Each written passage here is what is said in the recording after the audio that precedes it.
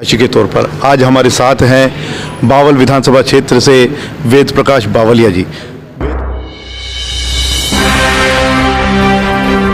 Party मुझे ticket देगी तो मेरी जीत सुनिश्चित होगी।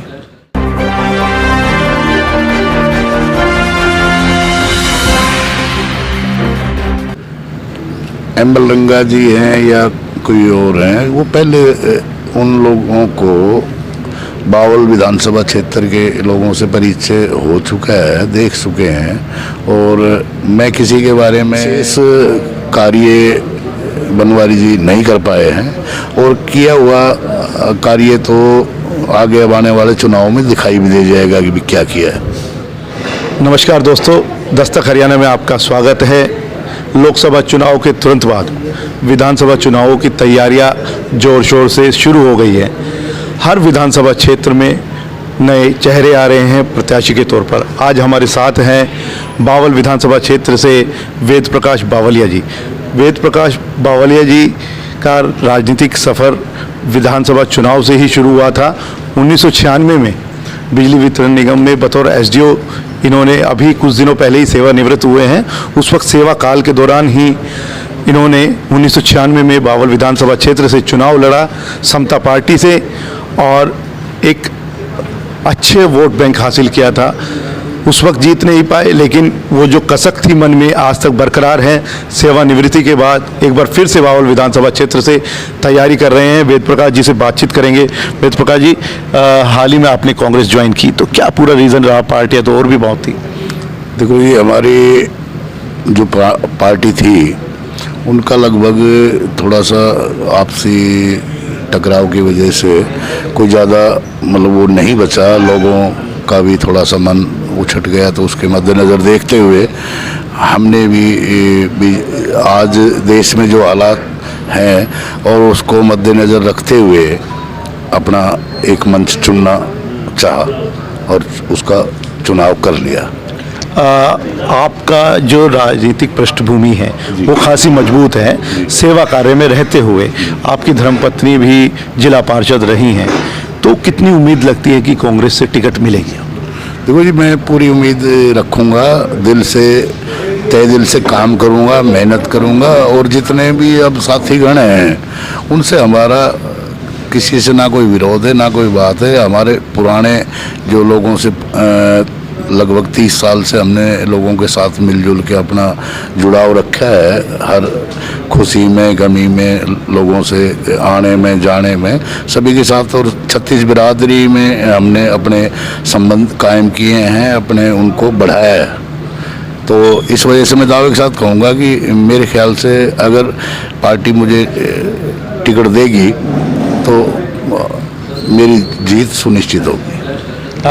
बात हुई होगी हाई कमान से भी, क्योंकि आपका एक अच्छा मजबूत बायोडाटा है। क्या कुछ आश्वासन आपको मिला है उदयभान जी से, भूपेंद्र सिंह हुड्डा से? देखो जी, मैं प्रधान जी उदयभान जी से संपर्क में आके उनके सानिध्य में ही मैंने पार्टी ज्वाइन की है। हुड्डा जी से अभी कोई मेरा लंबा चौड़ा परिचय है भी नहीं, लेकिन उनसे भी देर सवेर मिलूँगा। लेकिन मुझे काम करने के लिए ही बोला गया है कि भाई आप तय दिल से काम करो और समय आएगा तो विचार कर लें। अभी फिलहाल हम भाजपा की बात छोड़ते हैं, एक बार कांग्रेस की ही बात कर लेते हैं। 30 से 32 लोग तैयारी कर रहे हैं बावल विधानसभा क्षेत्र में। जैसा कि हमने लोकसभा चुनाव के दौरान देखा, एक मजबूत अपने सामने प्रतिद्वंदी किसको मानते हैं कांग्रेस की टिकट को लेकर? नीलम भगवाड़िया भी है, जसवंत बावल भी है, वो भी आ गए हैं आपके पास। और भी पुराने कई कैंडिडेट हैं, डॉक्टर एम्बल रंगा भी हैं। तो क्या ऐसा है? एम्बल रंगा जी हैं या कोई और हैं, वो पहले उन लोगों को बावल विधानसभा क्षेत्र के लोगों से परिचय हो चुका है, देख चुके हैं। और मैं किसी के बारे में कोई बात ना कह के आज मैं आपसे एक ही बात कहूँगा कि आज मौजूदा परिस्थितियों में मैं कहीं ना कहीं उनसे अच्छी वो रखता हूँ। बेहतर बात है। बावल में एक कड़ी टक्कर हम समझते हैं कि आपकी होने वाली है, क्योंकि 2 बार के मंत्री डॉक्टर बनवारी लाल जी वहाँ पर हैं। वो लगातार दावा करते हैं कि मैंने बावल की तस्वीर बदली है। आपकी नज़रों में कितना बदला है बावल? बावल का कोई मेरे नज़रों में कोई विशेष कार्य बनवारी जी नहीं कर पाए हैं, और किया हुआ कार्य तो आगे आने वाले चुनाव में दिखाई भी दे जाएगा कि भी क्या किया है। बीते दिनों बहुत सारे आरोप भी आपके मंत्री जी पर लगे, तो उनके बारे में क्या कहना चाहेंगे? सहकारिता विभाग नहीं, मैं अभी इस आरोप प्रत्यारोप की राजनीति की बजाय मैं एक स्वच्छ बात रखना चाहूँगा कि हम कांग्रेस में हैं, कांग्रेस के लिए काम करेंगे, और अच्छाई बुराई बताने की आवश्यकता बाद की बातें हैं, इसमें हम ज़्यादा नहीं पढ़ेंगे। लोकसभा चुनाव की अगर बात की जाए तो एक में 90,000 की लीड थी भाजपा की, और इस बार 22,000 पर आकर वो टिक गई। तो क्या लगता है कि विधानसभा चुनाव में और कितने परिवर्तन की उम्मीद आपको? विधानसभा में तो इसके भी बिल्कुल उलट होगा। कम से कम 30,000 से कांग्रेस का प्रत्याशी विजयी होगा। क्या एक पूरा रोड मैप कोई प्रत्याशी आता है, टिकट की दावेदारी करता है, तो कुछ ना कुछ विजन उनके पास होता है। बावल के लिए कोई 1 या 2 ऐसे विजन जो आप करना चाहते हैं? आप वहीं के पैदाइश आपकी वहाँ की है, पूरा कार्यकाल आपने वहाँ देखा है, तो क्या सोचते हैं बावल में और क्या चाहिए? देखो, जो भी बेसिकली जो मेन कमियां हैं, मान लो रोड हैं टूटे फूटे। बावल में आप किसी भी रोड पे निकल के जाओ, कोई 1-1, 2-2 फीट के गड्ढे पड़े हुए हैं।